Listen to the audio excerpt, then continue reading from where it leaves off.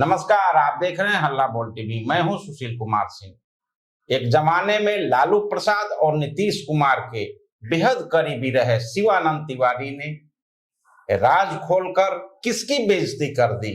लालू प्रसाद की या नीतीश कुमार की, या खुद की महिमा मंडन किया? आइए जानते हैं विस्तार से हल्ला बोल टीवी के editor in chief Deepak Sharma से। शिवानंद तिवारी ने एक मीटिंग का राज खोला है, लालू और नीतीश कुमार की मीटिंग का राज, जिसमें ललन सिंह भी हैं और जिसमें सरयू राय भी हैं। और इस मीटिंग के बारे में आज लंबा चौड़ा पोस्ट लिखा है। हम वो पोस्ट आपको पढ़कर सुनाते हैं और यह भी बताते हैं कि शिवानंद तिवारी क्या कोशिश क्या कर रहा है।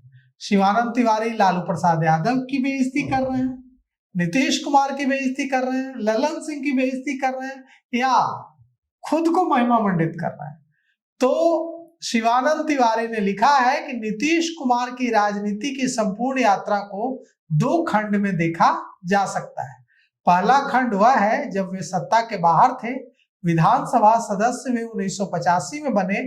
उसके बाद तो उनकी राजनीति सरपट दौड़ी। 1989 में बाढ़ से सांसद बने, 90 में वीपी सिंह की सरकार में कृषि और सहकारिता राज्य मंत्री बने। यह सरकार सिर्फ 15 महीने ही चल पाई। 1991 में लोकसभा के मध्यावधि चुनाव में नीतीश जी फिर से बाढ़ से सांसद बने। शिवानंद तिवारी ने लिखा है कि इस बीच 1990 में लालू यादव मुख्यमंत्री बन चुके थे। मंडल आयोग की अनुशंसाओं को लागू किए जाने के समर्थन में उनके अभियान और आडवाणी जी की गिरफ्तारी से उनकी लोकप्रियता आसमान छू रही थी। हालांकि उस अभियान में लालू यादव के साथ नीतीश कुमार सहित हम सब लोग सक्रिय थे। शिवानंद तिवारी ने लिखा है कि 1991 की लोकसभा चुनाव के तुरंत बाद एक चर्चित घटना हुई। चर्चित इस अर्थ में कि कई लोगों ने इस घटना के बारे में अपने अपने तरीकों से लिखा है। शंकरसन ठाकुर की किताब में शायद वह घटना सबसे पहले आई थी। मैंने उसको पढ़ा नहीं है, लेकिन यह घटना लालू और नीतीश दोनों के मिजाज और चरित्र को जरूर दर्शाती है। शिवानंद तिवारी ने लिखा कि 91 के मध्यावधि चुनाव में वृषण पटेल भी सिवान से चुनाव जीतकर सांसद बने थे। बिहार भवन में उनको कमरा मिला था। दिल्ली में उन दिनों मेरा मुकाम नीतीश का ही घर हुआ करता था। जिस दिन की यह घटना है उस दिन हम लोग यानी नीतीश कुमार, ललन सिंह, वृषण पटेल और मैं पटेल साहब के कमरे में टेलीविजन पर कोई फिल्म देख रहे थे। फिल्म समाप्त होने के बाद जब हम बाहर निकले तो पता चला कि लालू जी भी दिल्ली आ गए हैं और नीचे मुख्यमंत्री कक्ष में हैं। शिवानंद तिवारी लिखते हैं कि नीतीश कुमार ने ही कहा कि चलिए मुख्यमंत्री जी से मिल लिया जाए, लेकिन ललन पता नहीं क्यों जाने को इच्छुक नहीं थे। नीतीश ने कहा कि अरे चलिए ऐसा क्या है, लेकिन तब भी ललन जाने में संकोच कर रहे थे। तब मैंने ललन सिंह से कहा कि जब नेता कह रहा है तो चलो, क्या हर्ज है। मैंने नीतीश के लिए नेता शब्द का इस्तेमाल किया। शिवानंद तिवारी लिखते हैं कि हम लोग नीतीश को ही अपनी जमात का नेता मानते थे। यह जयप्रकाश आंदोलन और लोहिया विचार मंच के जमाने से ही था। हम लोग मुख्यमंत्री कक्ष के ड्राइंग रूम में पहुंचे। वहां देखा कि 3 लोगों के बैठने वाले लंबे सोफे पर बीच में लालू यादव बैठे हुए हैं। सामने एक लंबा टेबल था जिस पर एक खुली हुई फाइल रखी थी। फाइल में सिर्फ एक पन्ना नजर आ रहा था। लालू यादव के हाथ में खुली हुई कलम थी, नजर फाइल पर। लालू ने हम लोगों पर नजर भी नहीं उठाई। शिवानंद तिवारी लिखते हैं कि हम लोग अंदर गए और जिसे जहां जगह मिली वहां बैठ गए या खड़े हो गए। एक दूसरा लंबा सोफा था। नीतीश और पटेल साहब उस पर बैठ गए। सामने एक गोदरेज की टेबल थी जिस पर टेक लगाकर ललन खड़े हो गए। शिवानंद तिवारी लिखते हैं कि मैं लालू यादव के बगल में रखी कुर्सी पर बैठ गया। लालू यादव ने बगैर कुछ कहे अपनी कलम बंद की, फाइल को एक तरफ रखा और सीधे ललन की ओर देखा और उंगली के इशारे से उनको कमरे से बाहर का रास्ता दिखाया। सब लोग हतप्रभ हो गए। ललन भी पहले उस इशारे को नहीं समझ पाए। तब लालू ने दोबारा उनको बाहर जाने का इशारा किया। ललन चुपचाप सिर झुकाकर वहां से बाहर निकल गए। मैंने नीतीश कुमार और पटेल साहब के चेहरे की ओर नजर उठाई। ललन के साथ इस व्यवहार को देखकर दोनों का चेहरा उतर गया।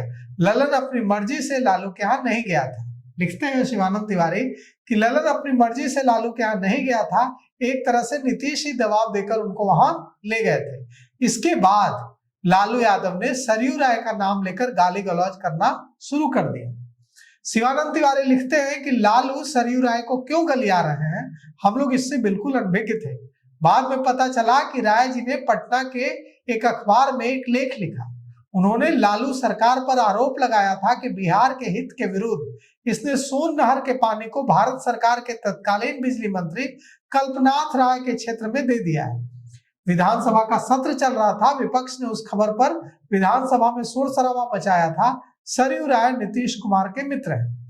इस पृष्ठभूमि में लालू यादव अत्यंत आक्रोश में थे और सरयू राय के खिलाफ अपमानजनक भाषा का प्रयोग कर रहे थे। उन्होंने यह भी कहा कि वे किसी की कृपा से राजनीति नहीं कर रहे हैं, मैं जानता हूं कि यह सब कौन करा रहा है। उनका इशारा नीतीश कुमार की ओर था।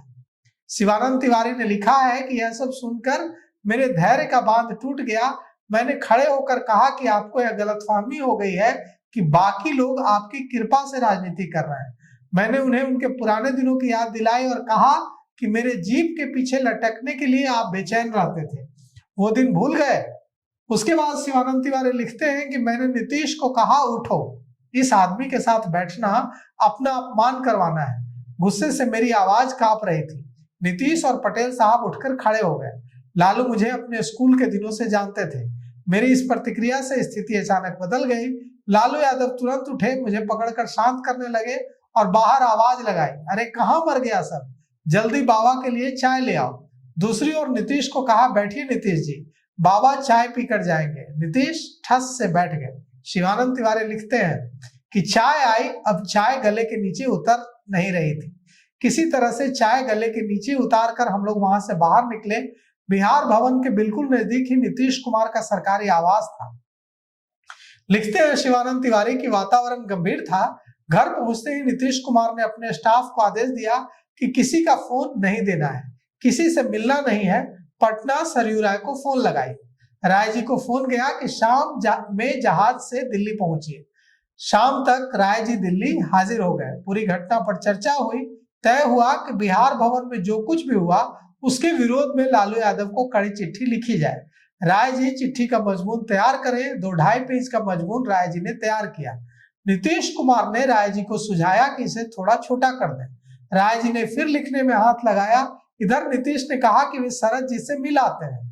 मैंने कहा कि शरद जी से मिलने जाओगे तब तो चिट्ठी नहीं जाएगी। नीतीश जी ने झुंझलाकर जवाब दिया कि शरद जी नेता हैं, उनसे क्यों नहीं मिले। मैंने जवाब दिया कि जरूर मिलो, मैं तो सिर्फ उस मुलाकात के नतीजे की बात कर रहा हूँ। नीतीश शरद जी से मिलकर आए। इसके बाद शिवानंद तिवारी लिखते हैं कि इस बीच राय जी ने 2.5 पेज को 1.5 पेज में संक्षिप्त कर दिया। नीतीश जी ने कहा कि इसको और छोटा कर दीजिए, इसको पटना पहुंचने के बाद लालू जी को भेजा जाएगा।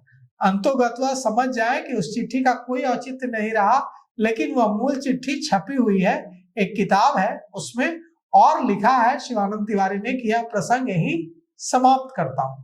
अब आई बात जो आपका सवाल था शुरू में कि शिवानंद तिवारी कोशिश क्या कर रहे हैं, क्यों इतना लंबा चौड़ा पोस्ट लिखा और अभी क्यों लिखा, क्या कोशिश है। लालू प्रसाद यादव को महिमा मंडित कर रहे हैं, नीतीश कुमार को महिमा मंडित कर रहे हैं, खुद को महिमा मंडित कर रहे हैं, या लालू प्रसाद यादव नीतीश कुमार दोनों को बेइज्जत करके खुद को महिमा मंडित कर रहे हैं। ये जो टाइमिंग है, ये टाइमिंग ये है कि लालू प्रसाद यादव लगभग राजनीति से रिटायर हो गए।